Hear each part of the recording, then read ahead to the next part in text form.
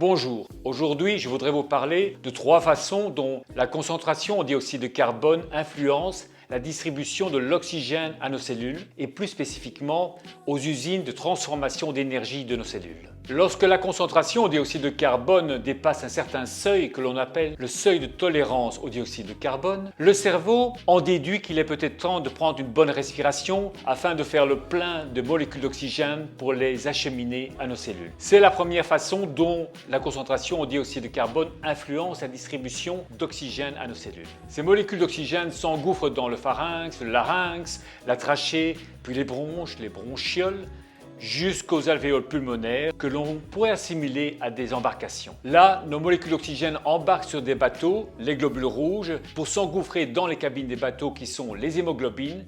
Les bateaux quittent l'embarcadère pour descendre le fleuve sanguin et les rivières sanguines jusqu'à nos îles que représentent nos cellules. À cet instant-là, nos molécules d'oxygène devraient débarquer. Mais il y a un mais. Elles ne débarqueront, elles ne quitteront leur cabine que s'il y a suffisamment de molécules de CO2 qui attendent également sur le quai pour prendre leur place sur les bateaux. C'est ce qu'on appelle l'affinité de l'hémoglobine à l'oxygène, un effet qui a été identifié dans les années 1900 par un docteur danois qui s'appelle Christian Bohr, et donc ça s'appelle l'effet Bohr. C'est la deuxième manière pour la concentration en CO2 d'influencer la distribution en oxygène de nos cellules. La troisième manière est liée à la concentration en dioxyde de carbone dans le sang. Au plus la concentration en dioxyde de carbone dans le sang est élevée, au plus le sang sera acide. Et au plus le sang est acide, au plus les vaisseaux sanguins vont se dilater et donc les voies navigables s'élargir pour laisser plus de place à des bateaux. Par contre, si la concentration est faible, les vaisseaux vont se contracter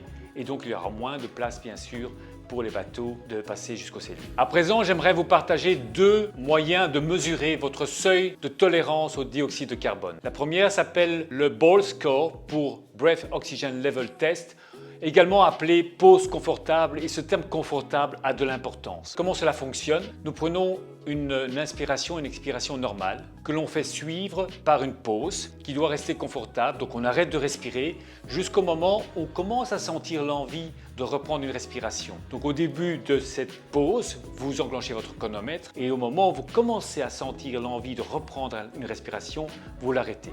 Ça s'appelle le Bohr Score ou la pause confortable. Une deuxième manière de mesurer votre seuil de tolérance s'appelle justement le test de tolérance au dioxyde de carbone et il fonctionne de la manière suivante. C'est un peu plus compliqué. Tout d'abord, on prend 3 inspirations et expirations normales et puis après cela, on prend une grande inspiration nasale et on relâche l'air très lentement par le nez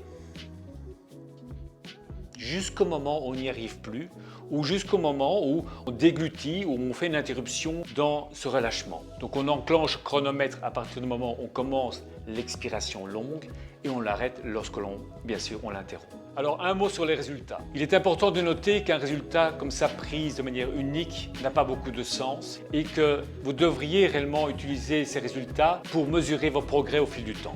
En ce qui concerne le Bohr Score, un score supérieur à 20 est considéré comme bon, inférieur à 15 indique généralement un dysfonctionnement respiratoire. En ce qui concerne le test de tolérance au CO2, des scores supérieurs à 30 seront jugés bons. Donc dans cette vidéo, nous avons vu comment la concentration en dioxyde de carbone influence la distribution en oxygène à nos cellules et je vous ai partagé 2 moyens de mesurer votre seuil de tolérance au dioxyde de carbone que je vous invite à essayer et de partager avec moi vos conclusions, vos résultats. Voilà, je vous invite à me rejoindre dans une prochaine vidéo. Au revoir.